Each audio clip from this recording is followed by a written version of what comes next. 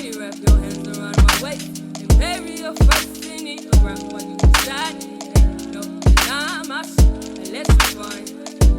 I want you to touch my body, let's get it united. Wrap your hands around my waist and bury your face in it around while you decide. Ain't no denying my soul and let's rewind. Welcome back to another episode of the Psycho Podcast. I'm your host, Margot Underwood, and this is a place where I have the pleasure of interviewing specialists, authors, doctors, psychologists on the topics of human sexuality.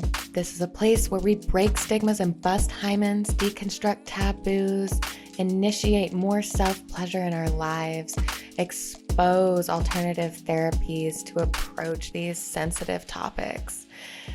Thanks for joining me here. Today, I brought on a local member of the kink community here in Dallas. She goes by Miss Navia, and I'm sure some of our listeners who are involved in the community are very familiar with her and her work. She is a 15-year member of and the current headmistress of the DFW chapter for Club Femme International. And if you don't know what Club Femme is, we will be discussing all of the juicy details today. So today's episode is all about the reality versus the fantasy, dominatrix, domina, or as Miss Navia prefers, mistresses or madams. So let's go ahead, dive right in. Welcome, Miss Navia. Thank you for joining me today. And I'm really excited to dive into the world of domination with you. So please go ahead and just tell us a little bit about who and why, your journey into the lifestyle of kink. Thank you for having me. Well, it's kind of a long story that's kind of boring. I ended up in the kink lifestyle, just someone kind of pushed me down the rabbit hole. Basically, I didn't know that this lifestyle existed about 22 years ago.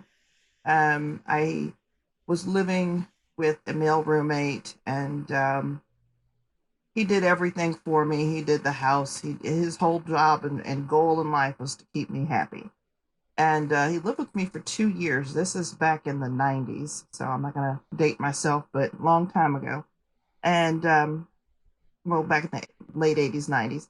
And I just enjoyed him being around and being a service person, taking care of all my needs and things like that.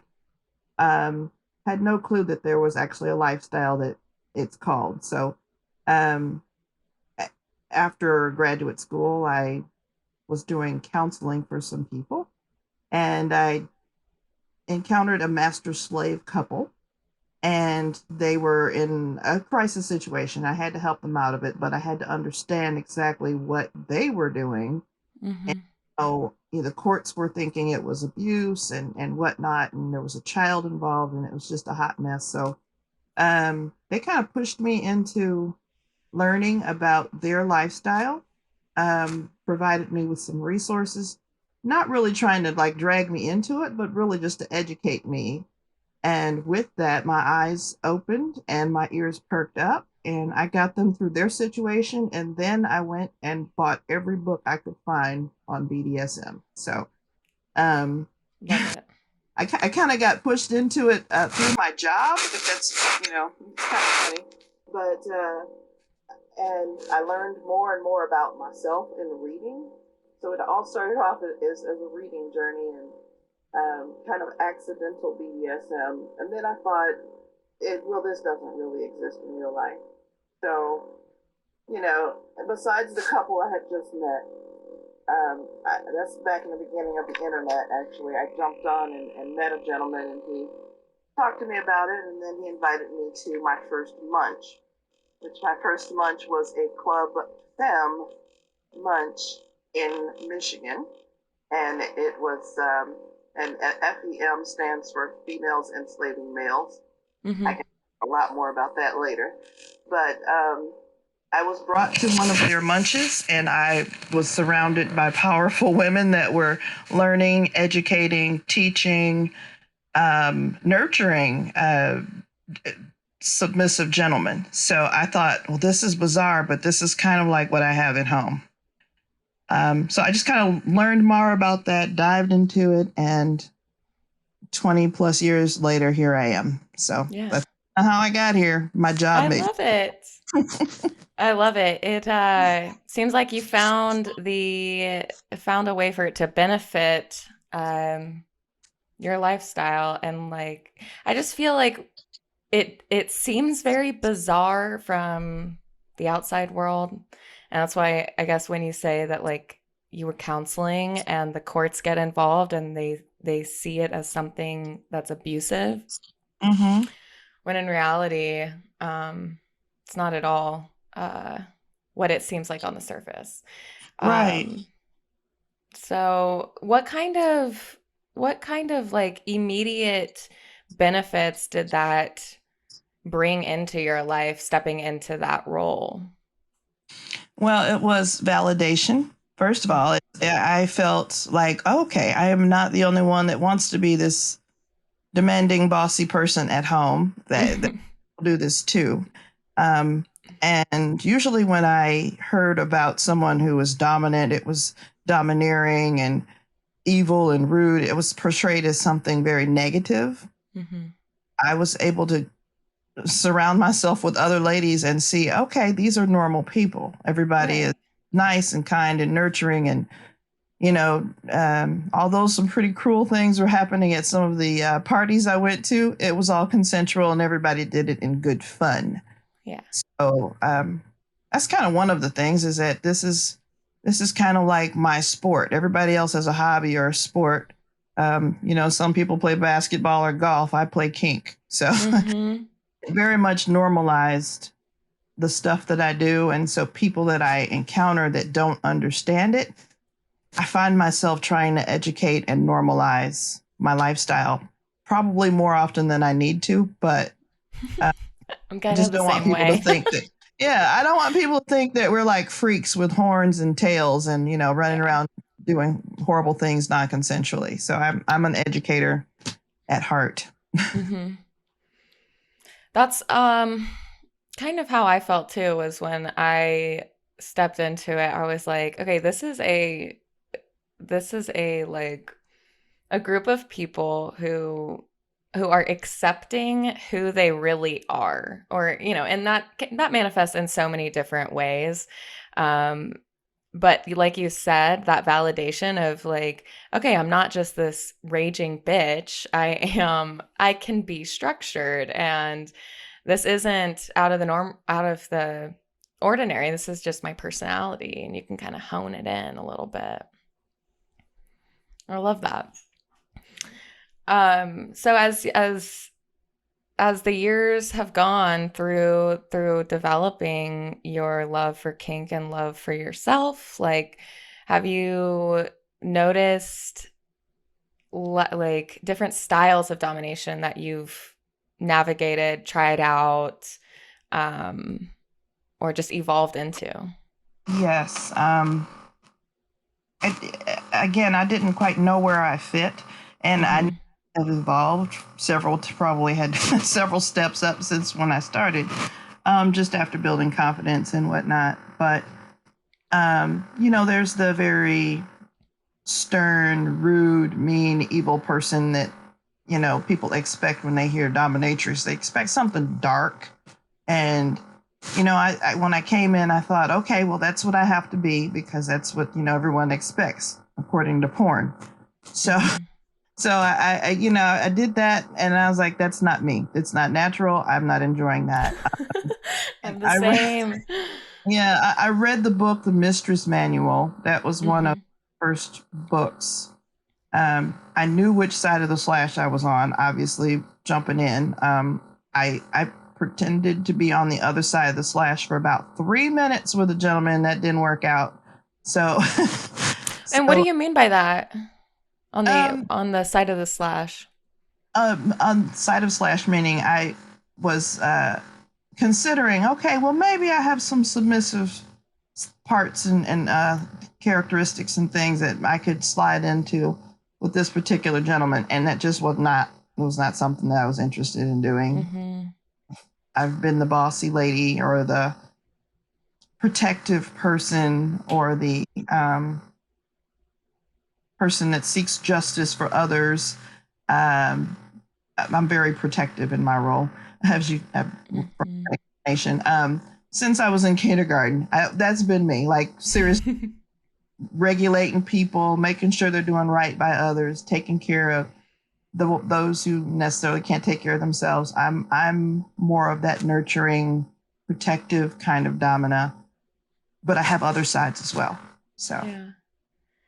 That's something that I find myself repeating over and over again to people is like, they're like, "Oh, you dominate, in your private life, so you must love X, Y, and Z, or like this is how you talk to people," or they create this image in their head of me almost, in the flash of a second, and it's not at all how they think it is. And even people in the lifestyle do the same thing. They have the idea that, you have to be a certain way. And it can feel it's just like society. It's just society that's been concentrated. It's like, all right, we're all supposed to act a certain way. And in fact, no. And it's almost harder to break free of that expectation of like, no, I can develop my own style of domination. absolutely. So that's really awesome to hear. My very first um, image of someone that looked like me, which is a Black American person that was on TV, was on the Cosby Show. Claire Huxtable. She was the mother. I don't know if I've aged myself, if anybody that's listening has watched the Cosby Show or not, but Claire Huxtable was the mother of this family, and she was stern, and she was loving, and she was funny, and she had a good time. But when she said something, she meant business. And I watched her as a young person, and I said, that's the one person that I'd like to model myself after. Mm-hmm. Poised, very professional, didn't have to be bossy, didn't have to raise her voice. She was very much just a mother that meant business, who took care of stuff. She, regulated her husband as well. And I just said, okay, that's me. That's who I want to be when I grow up. I remember that. And to this day, I have her as a role model, even though we know it's an actor, but the actress Felicia Rashad is very poised in real life. And that's who I wanted to be when I grew up and who I've evolved to become. So I love it. Embodied. Uh-huh. I ran across this kind of, it's like a mindfulness practice of, if you need help in like a certain area of your life, like find an archetype that you resonate with and embody that archetype. And that's it. one of mine back in the day was Julia Roberts from that Pretty Woman. Yeah, Pretty Woman. There we go. I loved her mannerisms. She's so awkward. She's so funny, and just kind of like, here I am. That kind of helped me step into my goofiness, into my, I can still be a dominant and be goofy. And thank you. Yes. Yeah. It's not so serious all the time. And that's a huge misconception, is that you have to be strict and stern and this, that, and the other. And I am one that when I'm playing, if I'm not laughing, something is not going right. Or Right. I got to be giggling, or, I'm a dominant, and you were to take me seriously, but I might also go and put on a chicken onesie and make you, not laugh. That's your task, is to not laugh at me. And that, that's just kind of the fun that I play when I'm playing, because why not? Yeah. I mean, where else are you going to put a chicken suit on? And I know, right? I brought it. Yeah, I bought it just because my partner is stuffy, and I'm breaking him out of his shell. So that was That's great. So that kind of leads me into this kind of offhand question of like, what are some like, what's one or two like unique little games that you play? And you said because your bottom or your submissive is a little stuffy, you're just trying to break him out of his shell. Mhm. So I kind of want to talk about that, like how you have used dominance as a way to build up your partners. that is. I demand that they take care of themselves, and Mm-hmm. I have male partners, and some men are stubborn about themselves. So yes, I make them take care of themselves. You're going to go for a walk. You are not. You are diabetic. No, you're not going to eat this box of Twinkies. Um, and it's being cruel and mean to their, to them. But of course, it's me having their best interest in mind, and I am protector. So that's kind of what I do. But encouraging them, trying to get them to educate themselves and level up. I have a person that he came out of a horrible, horrible slave situation from West Virginia. And he was a puddle of mud pretty much when he showed up. Mm-hmm. I've helped him to get better in the 9 years that he's been with me. So he's so much better. He's doing better than he ever thought he would in his whole entire life, because I believe in him and I want him to get the most out of life. And to be a good support for me, I need him to be able to be confident in himself. So Mm-hmm. I don't expect anyone that's on the submissive or bottom side to be a doormat at all. I want them to be strong, and that's kind of how I build them up. So, Right. We don't want these like puppets, we no, want autonomy and yes, powerful submissives. yes, to I to think self-sufficient. self-sufficient, absolutely. We don't want to have to be telling them what to do every second, but a huge characteristic that I've seen, or common characteristic I've seen in a lot of dominance, including myself, is compassion and empathy and lots of it. Yes. Patience, because there are these misconceptions out there that we just, you know, we walk into the room and we kick your balls and you're done. Now that has happened once or twice in my life. It's not an everyday thing. It's not the go-to, but it No, is, yeah, no, you can sprinkle it in there every once in a while. yeah, absolutely. I love it. So can you explain to our listeners who have never experienced the dominant or had experience as a submissive, um, what a power dynamic is in your words? Because it's different across the board, and I like to hear it from you. So that was a question that I was not prepared for. In my mind, it's a person is basically agreeing to accept the other person's willingness to lead them and their willingness to be led. For them to be willing to be vulnerable around that person, and depend on that person, trust that person, like Mm-hmm. giving up basically your I don't know how to say this, but it's your will Mm-hmm. to let someone take charge.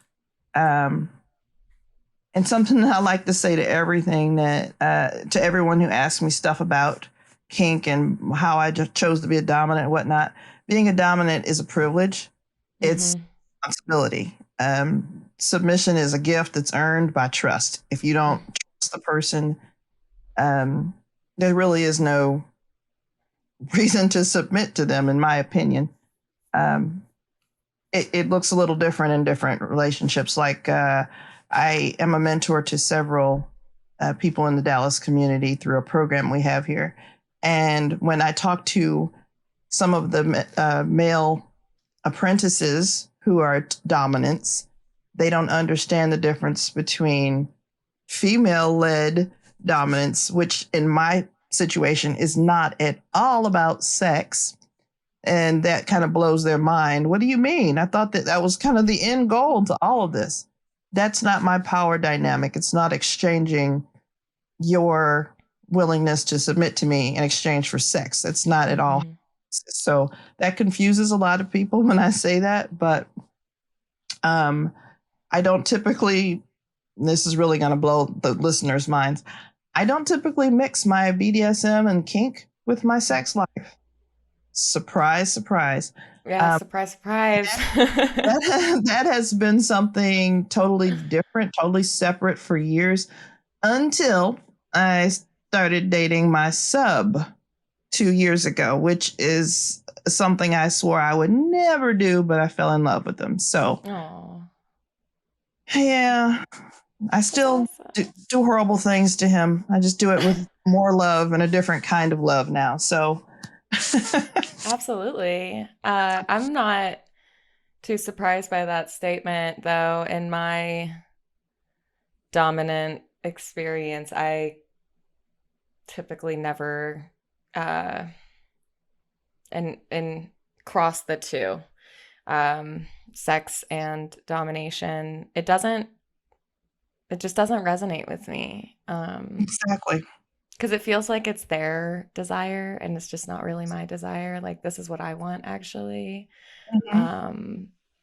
So, and I like to hear that from another person because, yeah, people get so, they're like, well, I just want, I want you to like dominantly fuck me. And I'm like, no, no, that's not at all. Like, I don't find that to be dominating at all. And not with you specifically. So that makes me, validation. Yeah. Well, I mean, I know that power exchange happens in and out of sexual situations all the time. In my head, it's a different switch that I have to switch on. Yes. And even, in dating my sub, it's still a different switch that I have to switch on. I have to take off a totally different hat and switch gears when sex happens, but it's just different. One of my partners recently, we were talking about this recently, and he kind of dropped this term on me, dominating or domination with sexual intent. So, and it's like something that's either negotiated or, you're already so close that it's kind of assumed you've asked for that. Because it can be dominating. I know that I switch, and I'm very attracted to certain personalities in terms of like who I want to dominate and who I want to submit to. And sometimes I do want to be dominated in a sexual way, but it's pretty rare, not gonna lie. Yeah. I wanted to touch back on that. When we were talking about power dynamics, I find that let's say in vanilla relationships, the buzzword of codependency is dropped all the time. And you're a counselor, so that codependency is, I think, healthy, unless it is not. Until it turns into something that's not.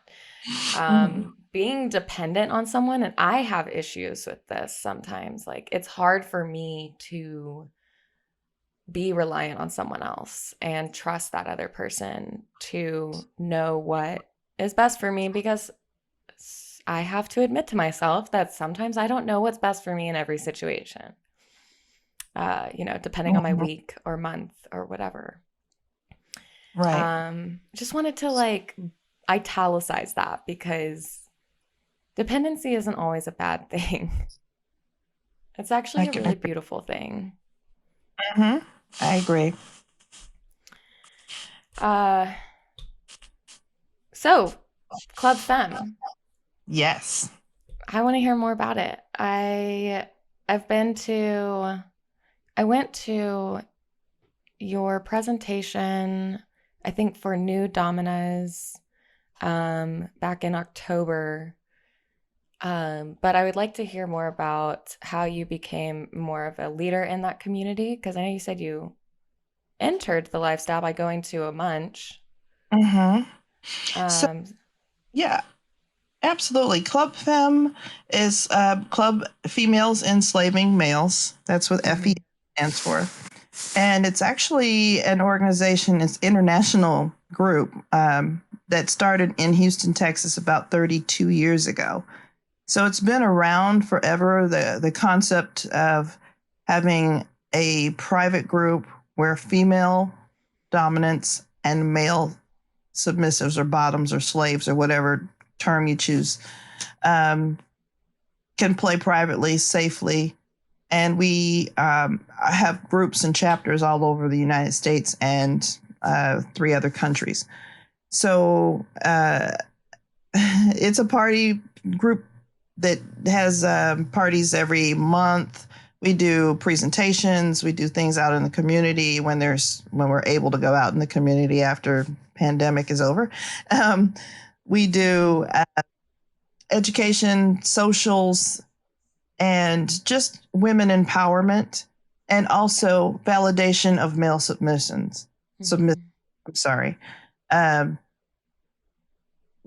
we started were actually started by a male submissive and his wife who wanted to have a safe place to have this type of play. So they started with, 2 or 3 couples, and then it turned into something big. And then, 32 years later, we have 3 chapters in Texas. And I am the headmistress currently of the Dallas Fort Worth chapter. I have love been at it. for 4 years, but I've been involved at parties once a month for the last 14 years since I've been in Texas. So Wow. it's been a part of my life and a part of my growth as a female dominant, as a kinky person, as a responsible person, as a new age leather woman. I have learned and had friendships with people, and it's just been an amazing group where we play, we experiment, we learn from others Mm-hmm. that are not so easy to learn how to do on your own, and you don't want to just start doing needle play unless you know how to do it. Yeah. We teach each other different tricks and trades and fun things to do, and just have a good social time, a good play time. Um, and everybody goes home and nobody dies from our fun. So Whew. it's Oh man, I know that's a big surprise to all the listeners here.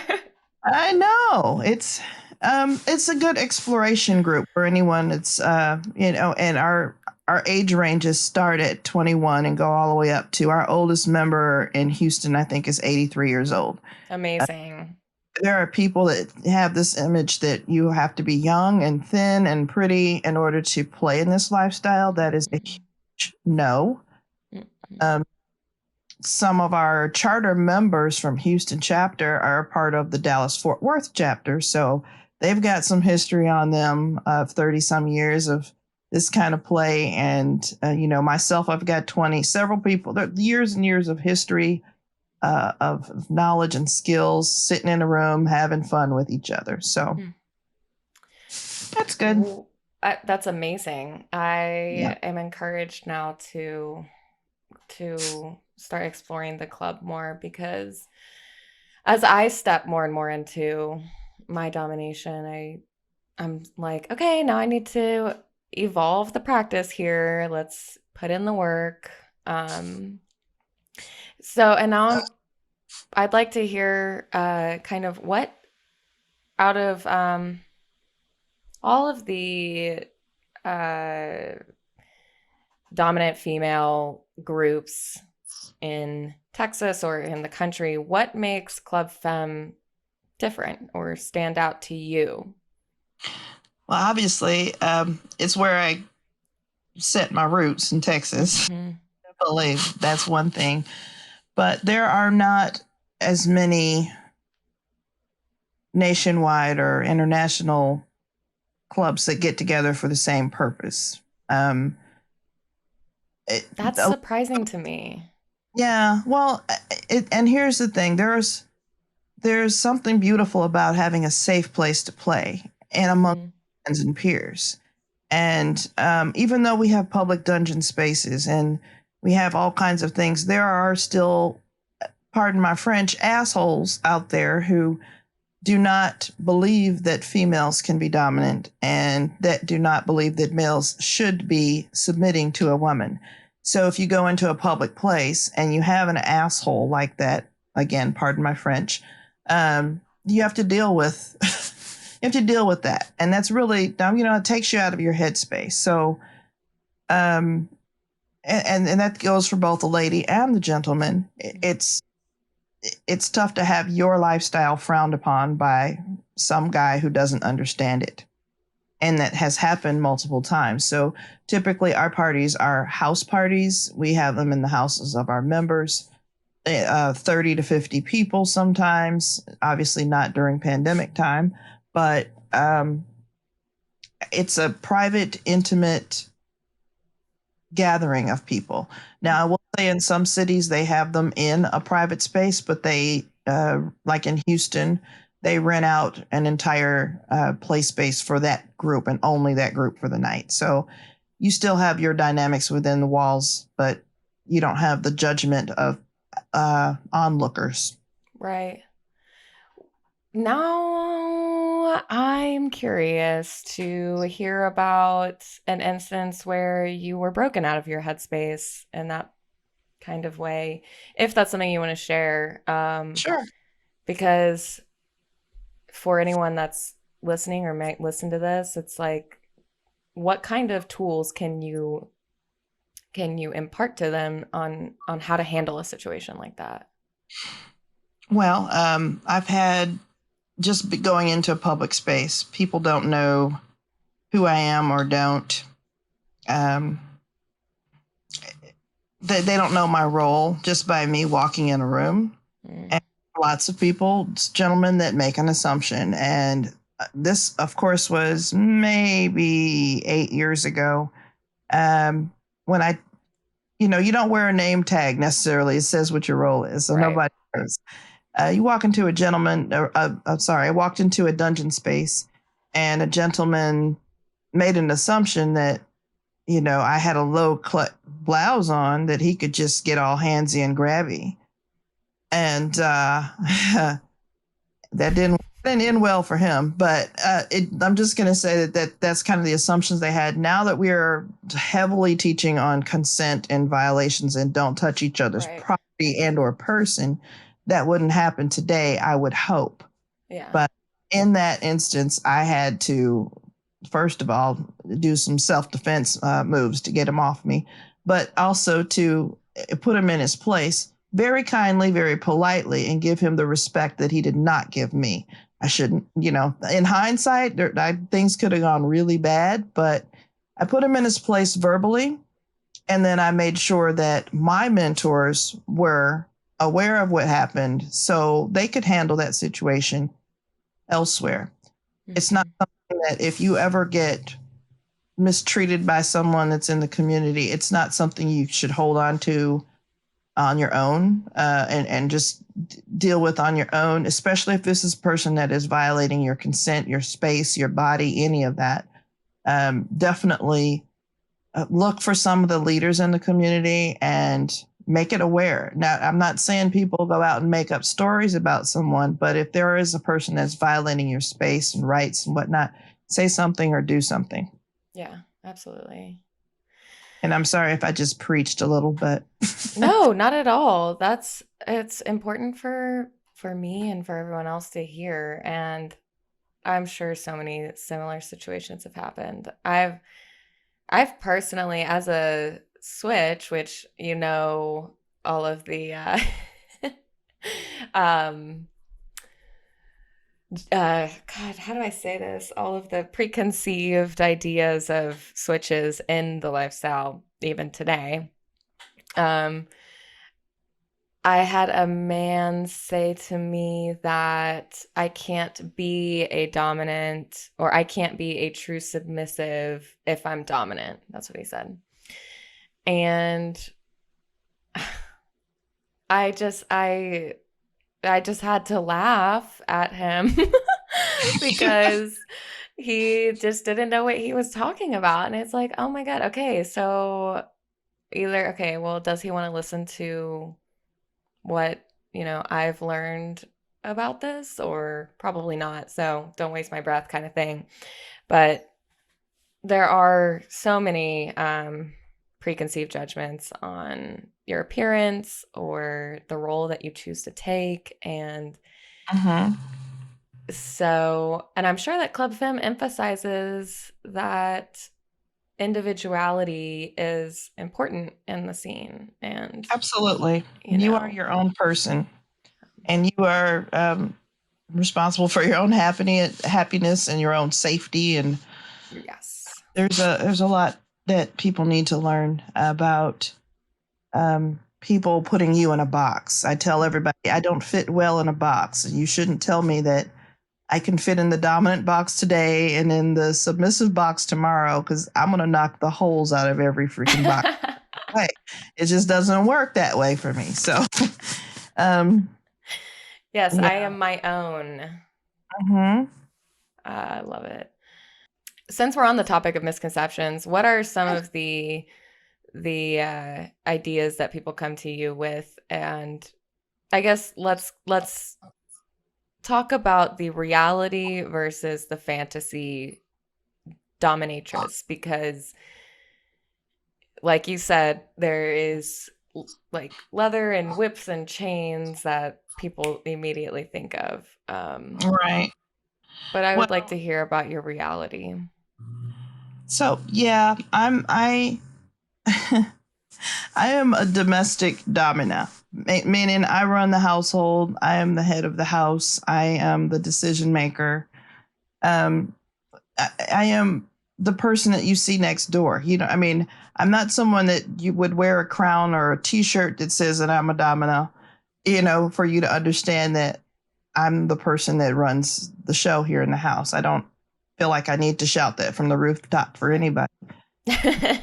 Think about that. We've got authoritative people all over our lives. We've got teachers, counselors, nuns, drill sergeants, neighbors, and people that have been, bossing folks around forever, but they don't have to wear a title that says that I'm authority here. So that's what I have. I am just the lady next door that you might know has some kinky things going on, but she doesn't have to portray herself as super bitchy, super bossy, super anything. It just is what it is. I'm a natural dominant. In other words, I don't have to put on a show. That's kind of fake to me. And anyone that has to put on airs to kind of portray who they are, they're acting, which is fun. If you want to flip and be an actress, every once in a while and do something. I'm the queen of role play. I love role playing. So that's great. But, in my regular life, I am what I am. On the flip side, if you look at classic dominatrices and people that think what a dom is, if you say dominatrix, people automatically go to an image of a tall, thin, blonde lady with a high ponytail that's wearing latex and 9-inch heels. That will never be me. Okay, just so for the listeners, I'm a middle-aged, black, overweight, heavy-set black woman, and I'm not going to ever be a young, thin 20-year-old woman. I am who I am. People are pressured to wear certain clothes, to put on the look, to have the persona of being this unattainable, mean, cruel, bitchy, demanding person. That is a stereotype. I need everyone listening to realize that's not her. If you see that person, She might be doing that as her fetish. She might enjoy wearing the leather and latex. And I don't knock anybody who does any fetishes. I will wear a classic robe or t-shirt and jeans or yoga pants or a chicken onesie if I have to. Not still the damn domina. So it doesn't matter. I found myself at several conventions, and people that want to be captured in those photos will put on all that stuff. And I'm known to be the t-shirt dom. I will wear my t-shirts that says some kind of saying on it, like I beat up boys for fun or something, but I don't necessarily have to put on the attire to be who I am. Mm-hmm.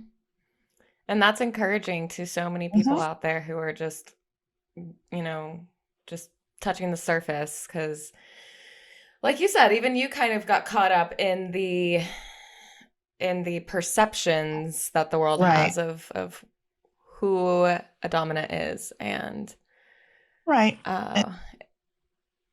not overbearing, dark, angry, man-hating people. It's quite the opposite for me. I love to hug, touch, nurture my partners and have giggles and fun. So it's not always cruel and evil and pain, which I think a lot of people think that that's all BDSM is tying someone up and beating them until they're bleeding. It's not always that. It's so much more. Yeah, absolutely. And sadism doesn't come or sadism comes in more forms than just the physical. Absolutely. Which is fun because I'll encounter people who don't like physical pain, and I'm like, that's okay. Yeah, I mean, I'm a sadist. I don't have to be physically aggressive with you. There are other ways to make this painful. Yes. Very much. I love it. So what kind of kink play have you learned over your course in like through Club Femme? I assume you've learned a lot of strategies and techniques through Club Femme. Yes. Most of my play. Yeah. Cool. Well, I started off just having an interest in spanking due to some of the role plays that I was doing back in the day. And so I swore I didn't want to do anything else but spanking. That's all I really wanted to do is verbal domination and spanking. But everything has evolved since then. I've used every implement out there. Canes, whips, floggers, and I have an arsenal of supplies here at the house. Arsenal. Yeah, pretty much an arsenal, and I will tell you they're sitting because I don't get to use them enough. So again, part of Club Femme is you'll have someone that's a specialist in one thing or the other. So, learning how to do fire play. I've learned I don't like that so much. Knife play, fear play is one of my favorites because I'm into more of the mental arts of mind fuckery is what we call it. And just playing with someone's mind and making them think that I'm going to do X, Y, and Z, but I won't. And, those are things that I think I'm better at, that I enjoy. Using floggers and whips and implements, that's all a different craft that people can learn individually, and everybody does something differently. So, and what is okay? So everyone knows about sub drop, and I recently learned about top drop. Yes, it is very real. It is very real, and so I have event drop, which is one thing. After I've done like a fun weekend, I have a serious event drop.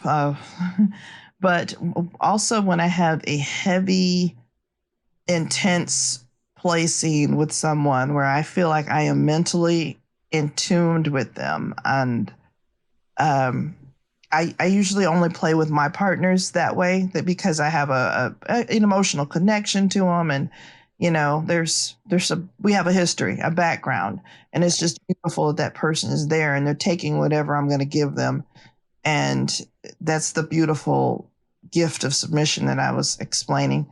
And then my adrenaline is so high when I'm in the play space, and I might be fine the next day, but the day after that, I feel like I got hit by a truck because I'm just mentally and physically pooped. So, yeah. So top drop is real. I've experienced it not only individually, but also after doing a big conference or event where there's a lot of high exchange of energy and meeting people and things like that. So. And I feel like it is such a different experience than sub drop or bottom drop for me, because of that, of the different type of energy you're exchanging. You're going to have your body literally has a physiological reaction and response to each one differently. What are some of the things that you do to replenish your, yourself? I love bubble baths. So a bubble bath is kind of how I reset everything. Just, taking some chill time for myself and going, oh, the first time I had a top drop was after 3 days of kinky play in a row. And I didn't know what was going on. So I literally had to figure it out and then put one to one together and go, oh, okay, this is what's going on. Since then, if I know that I've had that headspace where I was feeling good and flying high, I kind of prepare myself for it and know what's going on when I start having weird feelings the next day. Yeah. Or even days after. Days after. It could be days after, yes. It's strange, to be honest. It's so new, and it's something that you don't experience in a lot of other areas of life. I feel like this really just brings it out of you, this concept of drop, which for any of the listeners who don't know exactly what we're talking about, would you like to explain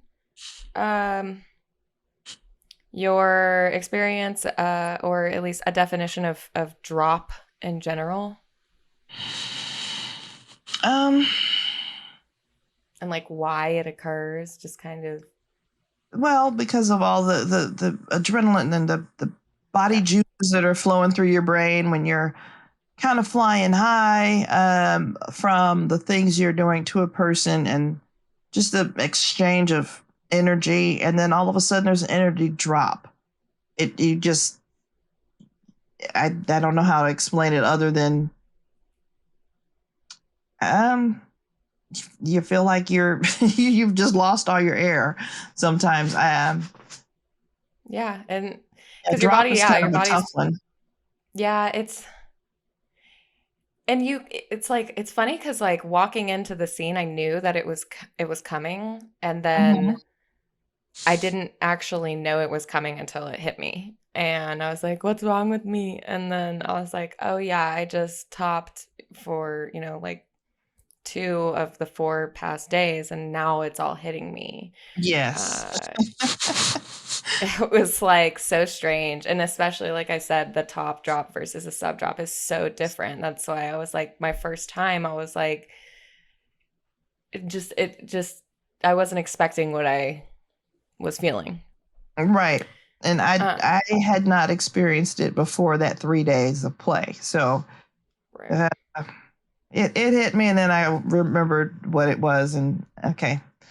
it was just like you just ran a marathon, Right. And you're going to feel it for a day or two. So the same thing with the kink. Sometimes just giving the energy exchange, and not even the fact that you're flogging for 20, 30, 40 minutes straight, but just the going on between you. That is what makes you insane. Awesome. It's amazing. It's incredible. Like, and it actually makes you slow down. It is like, all right, your body knows what's up. You're going to lay in bed. You're going to take a bath. You're going to take care of yourself. Something that a lot of people, it's just so easy to just go, go, go, go, go all the time unless you get hit with a train. And you're like, okay, I need to slow down. It's good. It's helped me incorporate more self-care methods into my life. Absolutely. So in Club Femme, you guys do or focus on female empowerment. Hmm. I'd like to hear more about how domination has empowered you and some of the messages that you pass on through Club Femme to these aspiring dominatrices. Well, I know there are a lot of folks who come in through Club Femme and they're fairly new to the lifestyle, but then there's some that have been involved for a while. We've even got a few members that are professionals that just want a place that they can play and just have fun. So we've got all kinds of people that come through. We're very much a teachable group, like I said earlier. Um, but it's building confidence, I think, is what we see the most in the ladies. We do a lot of talk workshops and things about what does it mean to verbally give verbal command or verbal directions. You know, how do you maneuver a relationship when a person is partnered with someone else? We are involved. I'm sorry, we are there to try to help the ladies to figure out how to make this fit in their lives. Mm-hmm. I it is my 24/7 life. I have a person that came to visit me 9 years ago and has never left, basically. So, um, this is my reality every single day. But I know that there are some ladies that this is maybe once a month, or they're dabbling with the idea of being in a female-led relationship and what does that look like, and just kind of helping them grow in the idea of, okay, well, I see how this person does it. Let me ask them advice, and we can kind of be a resource for each other, walking through our life as female dominants. Mm-hmm. What are some of the benefits that these women are experiencing by like stepping into this female-led relationship? Like other than like truly like, accepting themselves and stepping into themselves, but they're, developing clearer communication and setting harder boundaries for themselves, needs, wants, stuff like that. I really don't know how to verbalize what they're benefiting. I know what I've benefited is I have a life companion, a life mate that is going to do for me as I wish. I write the rules. He understands that. There's an agreement. We're working well together. It's a very good partnership. We are making each other's lives a little more complete. So I don't know if that's a benefit that everyone else is enjoying. I know that through Club Femme, in the last 9 years, I have connected about 4 couples that are married. So, people are meeting their mate, their match, and getting the kink life that they want, along with the vanilla mate that they want. So there's a benefit to going out and actually living this kinky stuff that we do real time. People never come from behind the computer because they don't know how, they don't know where. They think people that are kinky are, have horns and things like that. But we're all safe, and in Club Femme, we're a safe place where we enjoy each other and teach each other and their family. So I say, come on out. I love it. I guess for my personal experience, I I actually was introduced to I'd been like curious about domination for a while, and was always like a little nervous to step into it. And then uh I had this woman, she reached out to me and wanted to be my mentor. And I did not do the proper vetting that I should have done, because she was apparently just not really versed in what she portrayed herself to be as. Ah, And I remember just just something just didn't feel right with her. Um, and then when I finally like severed that relationship, I was able to step into myself a little bit more, and I was like, I don't really need someone telling me like how this is supposed to look. Um, I felt like it came really naturally to me, and everything that she was trying to tell me was just felt really unnatural. yeah. So, I will tell you but that there are lady predators out there. yeah.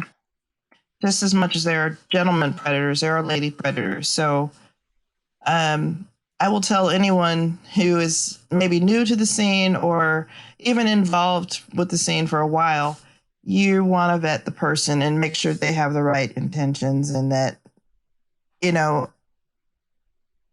yeah, you want somebody with a good reputation. Yeah. And to do that, you have to ask around and ask people that you respect their opinions. So Right. Absolutely. And I think as a closing question, I am curious about how you have seen the world of BDSM and domination just kind of evolve over time since the first time you stepped into it, what it was like and kind of what it is like now. I would say that the lifestyle is not where it was when I jumped in. It seemed like it was a lot more fun.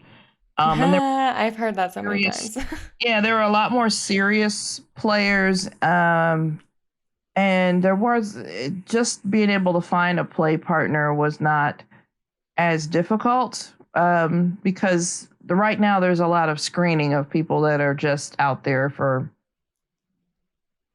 their own selfish sexual purposes. And Yeah. they have no intention of actually having any kind of relationship or, and not everyone that gets involved in BDSM is into getting into it for a relationship. Maybe it's just pick up play once or twice a month or twice a year. But it seems like trying to vet someone is much more important nowadays than it was back in the day, because there's a lot of people, with some movies that came out, and people think they know everything about BDSM and kink are showing up, or they're showing up for genuine interest and want to learn more. But then there's a lot of yakos out there that kind of make it difficult. As far as I know, a lot of lady dominants get approached a lot by people, and the approach is just wrong. Yeah. So, for some reason, I don't know why I don't know if it's a generational thing, but they think that just saying sup or hi is going to be enough to get, my interest into doing some very kinky, risky stuff with you. Mm-hmm. That's not right. I think that I'm a little old school, so I'll say that people are not used to putting forth the effort to get to know a person before they want to play or they want to do something risky. And so maybe that is me being old school, but I like to know the person I'm going to play with if I'm going to play in their mind. I want to know all their triggers. I want to know all their ups and downs and, things that I need to know about so I don't step on any landmines in their head. I don't know if that's just me, but I feel like people don't do that anymore. There's a lot of pickup play, which is just, you meet me and say, "Hey, you want to flog me?" And that's it.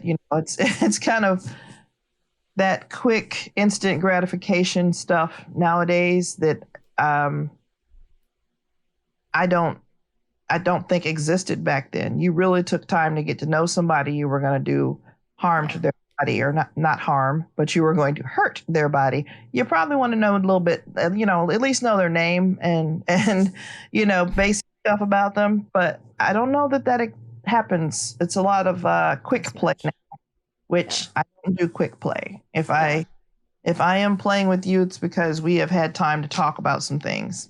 So absolutely. It's so important. I have found myself gravitating towards I would call them older heads, just more old school approaches to BDSM because it's what feels comfortable. It's like, yeah, I want to know the person before stepping into a space like that. You have no idea what kind of like mental capacity someone has until you have a deep conversation with them. So, well, this has been very enlightening. I appreciate you taking time out of your busy schedule to have this conversation with me. Absolutely. It's been a blast. Yeah. Is there any closing statements you would like to leave with or not? Well, for your listeners, I want y'all to know that there's a safe way to do everything. Think about consequences to what you're doing. And there is no right or wrong way of doing a lot of things. There's only a safe way and an unsafe way. So if you don't know how to do something, try to find out from someone who has tried it before, just to avoid any hospital visits or wrongful death or anything. Some of the stuff we do is very risky, and people see it done and they think, okay, I can try this. Be careful out there. Yeah. Have fun out there. This risky stuff that we're doing is supposed to be all about fun and having a good time and leaving with good feelings. Even though you might be a little sore from what's happening to you, you're going to do it. You're going to practice it. You're going to try it. You're going to evolve from it. I just want everybody out there to have a good time, and don't worry about which side of the slash you're on, whether you're on the dominant or top side or whether you're on the submissive or bottom side. Have a good time, make good choices. And where can curious listeners find Club Femme? Club Femme DFW is on FetLife. If anyone is on FetLife.com, we have the Club FEM DFW chapter. And we also have a website, which is clubfem.org. Awesome. Perfect. Well, thank you so much for your time, and I'll let you get to your munch. Thank you so much. Have a great day. You too. Thank you guys for listening to another episode of the Psycho Podcast. If you want to find more, go to thepsycho.com. Music is Face In It by Fallen for Autumn on Instagram. Go give her some love. And if you wanted to find more of Miss Navia or Club Femme, go ahead and reach out on the links in the description. Okie dokie. See y'all next time. I want you to touch my body, let's get it. Now you wrap your hands around my waist and bury your face in it around while you decide. No, deny my shit, and let's